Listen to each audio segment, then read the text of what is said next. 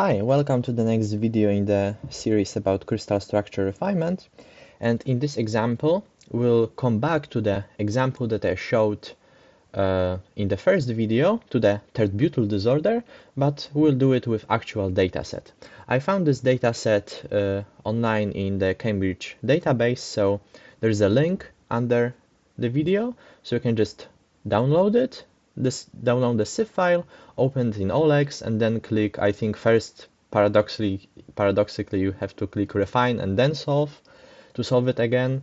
There are just some problems with opening a zip file. So you press refine, you press solve, and then you should get the structure solved. So we'll basically follow exactly the same thing that I described in the first video in terms of applying restraints to the Tert-butyl group, but we'll do it in the OLEX software. Okay, so let's do it. Solve.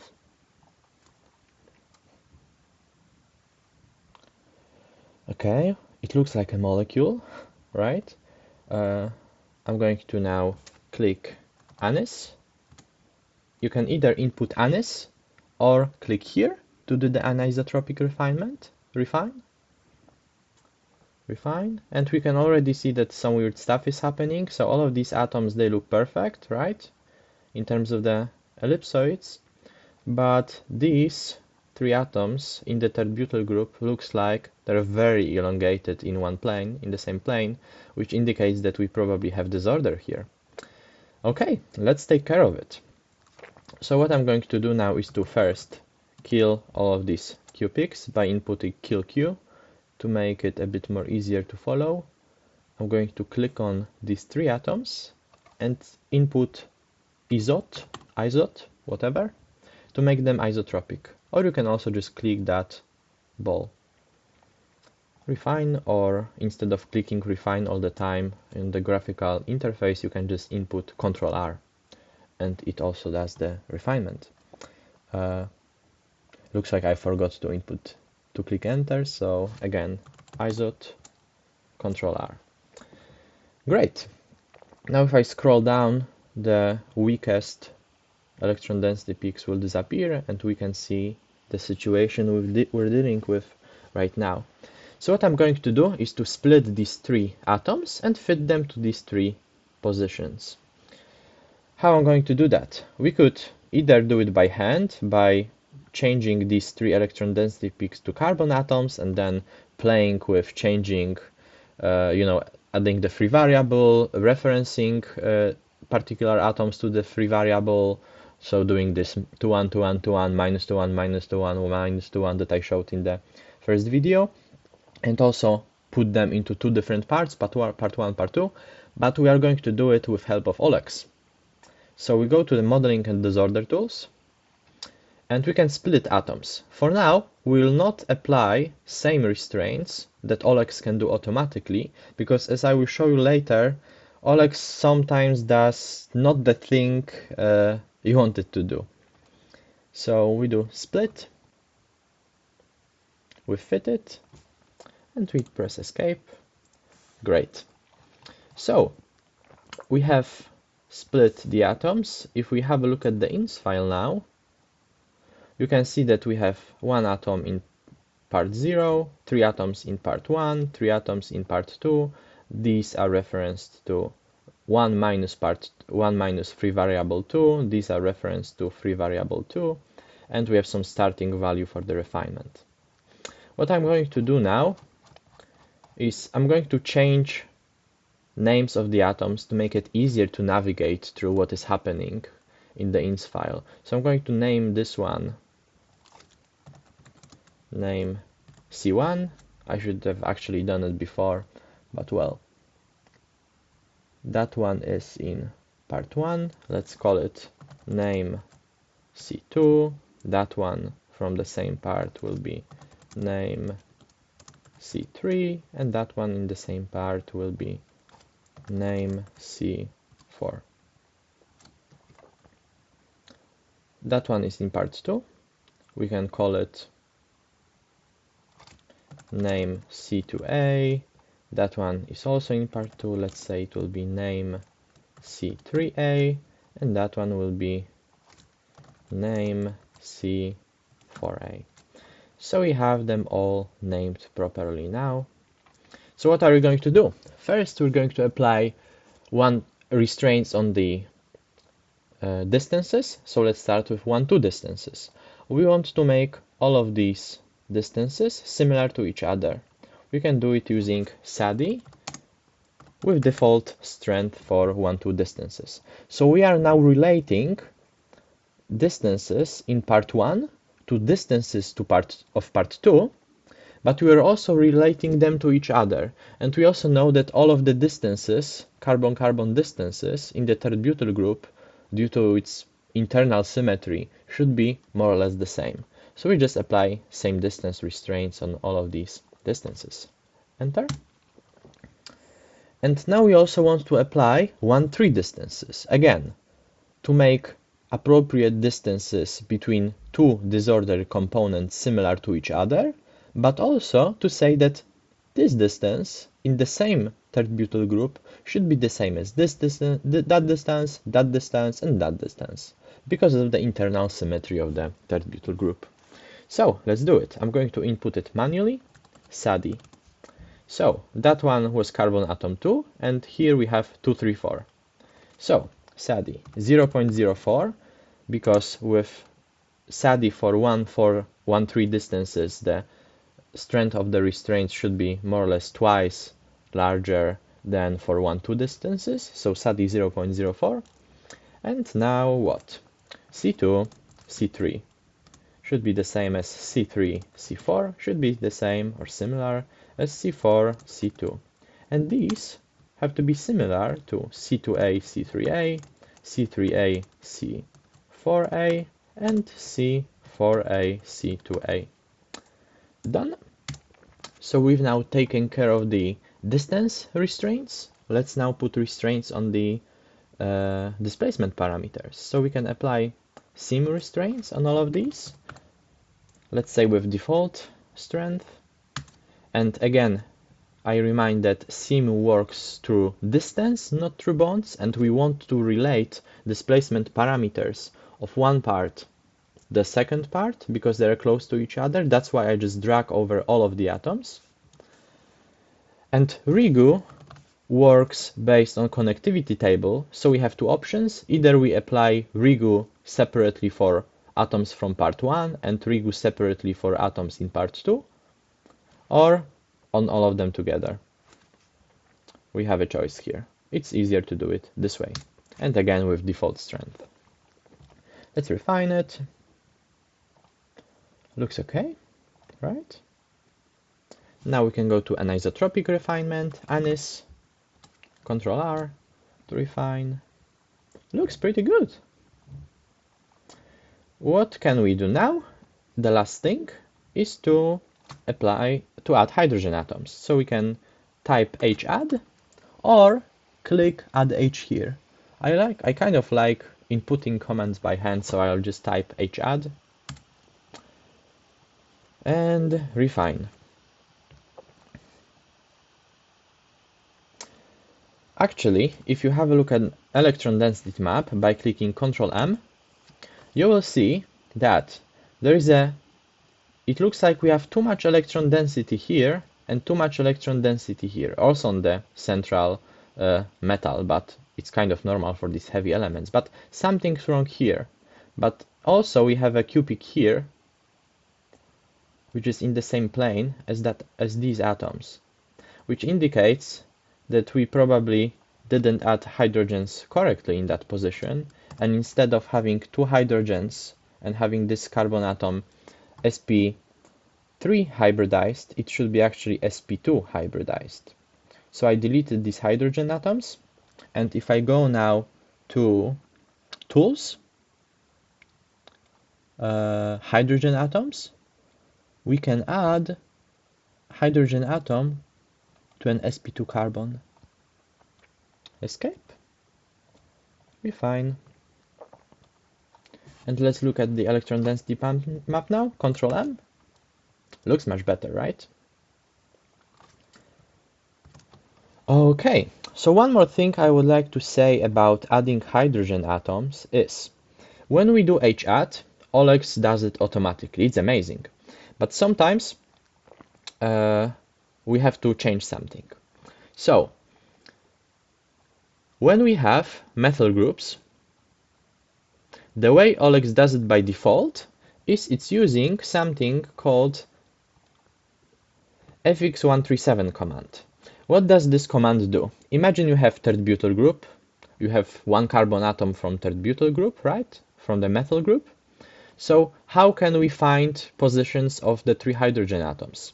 The way fx137 does it is it basically, let's say, draws a cone around the carbon atom and then looks at the electron density around that cone, and it finds 3 positions with the largest electron density and fits geometrically hydrogen atoms there, right? And it's very good, it's cool, but it's really only or mostly good for structures where you can really nicely find this electron density, right?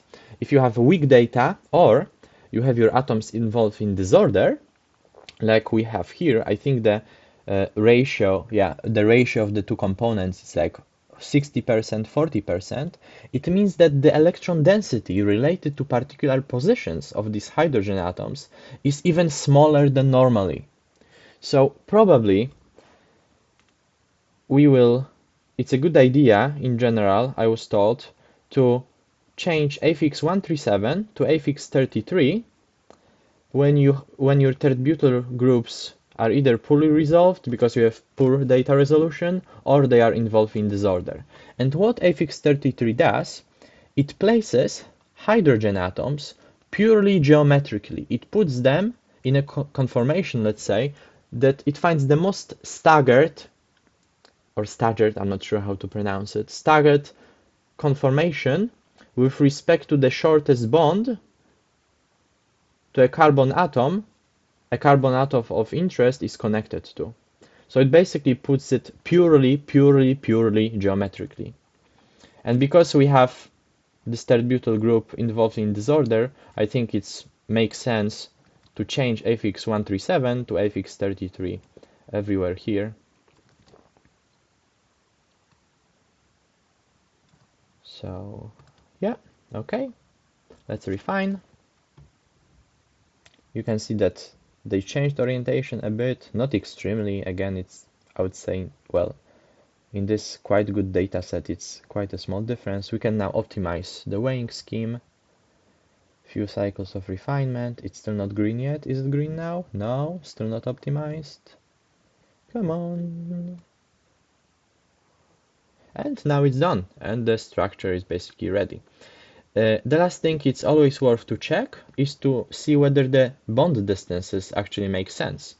So let's have a look at the bond distances within the disordered part and see how do they look like. So if I input show part 1 and 0, we'll only look at the atoms that are in part 0 and 1. So let's have a look. Around 1.5, kind of okay. 1.56, that looks good. 1.54, that looks good. Now let's have a look at the second part, the minor disorder component. 1.55 makes sense. That's a bit shorter, but it's not too bad. 1.58, okay. Everything looks pretty okay. If you would like to make these distances even more similar to each other, to average them a bit more, we could always change the strength of the restraints, for example SADI 0.005, but it's not really necessary in this case. But let's see how it's going to change everything. So now it's like 1.53, 1.54, 1.53. So you see that it kind of improves the model. It made it a bit more similar to the real situation where the carbon-carbon bond length should be around 1.54, right? So basically, if you see that after refinement of disorder, you still have quite, it might happen, it's normal. You have some weird bond length, let's say carbon-carbon bonds is 1.65 or something like that. It's a good idea to change the strength of the same distance restraints, because it's just, I mean, it's just chemically not very sensible to have carbon-carbon distance between sp3 atoms of 1.66 or 1.7. I've seen a structure that had 1.8, so always make good use of the restraints. Okay, so I said that I always check what OLEX does, because it sometimes tends to put restraints that I don't want. And I will show you an example why. So I'm going to solve it again.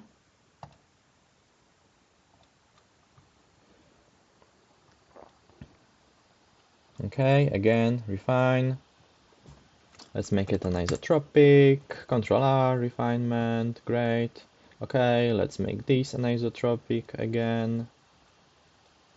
Oops, I'm clicking some weird stuff. Isot, Control R.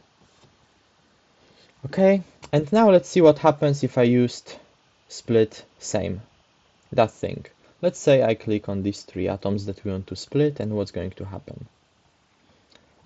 What OLEX will do to that system. Escape, and let's see what OLEX did. I'm going to now just quickly refine, and now kill the QPix, kill $Q, and let's have a look at the fragment of the ins file related to the atoms that I've just selected. So you can see that basically OLEX made only these SADI restraints. So what it did that distance from one part, similar to the same distance from 2 parts, and it did it 3 times, but it didn't do what we really wanted to do, to show that there is this internal symmetry of the Tert-butyl substituent, and it didn't do what we would like to do, so it didn't put them all together, right? So it didn't do it with the 1-2 distances at all. But what's worse, it completely didn't even add the restraints on 1-3 distances. But we can improve it a bit after OLEX. Let me just... okay, I'm not going to name the atoms now. Or okay, I will. Name C1. Name C2. Name C3. Name C4. And here, name C2A. Name C3A. Name C4A. Okay, refine. Okay, so now we don't have any restraints at all, right? So the useful trick in OLEX is that if you click on a particular atom, let's say this one, and just input SADI, nothing else, that's all, it creates a set of restraints. Let's see what kind of restraints. So it created 1-2 restraints from that atom that we selected to all atoms connected to that. It made all 1-2 distances the same, right? But it also made this distance the same. So what we could do is to basically remove that particular distance that we don't want to compare to all other distances in the Tert-butyl. But it made all the 1-3 distances as we wished. So it's quite a useful thing, but yeah, as I say, I would always recommend to actually check whether the thing that you do with OLEX in terms of splitting the atoms, applying the restraints automatically by it, whether it's what you really want to do. Okay, and I think the last thing I just wanted to mention is, I'll just refine it one more time. Okay, so if you find out that when using SADI restraints, your distances are a bit off, here they look perfectly fine, right? But if you find that some of them for some reason don't make sense, you can, instead of SADI, although SADI should be always the first resort,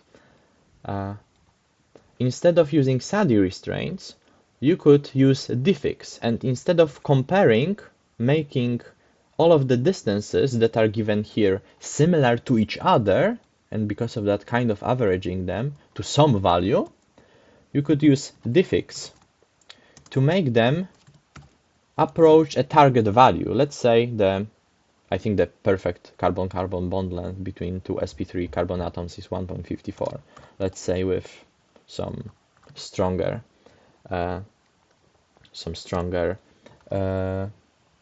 strength of the restraint, right?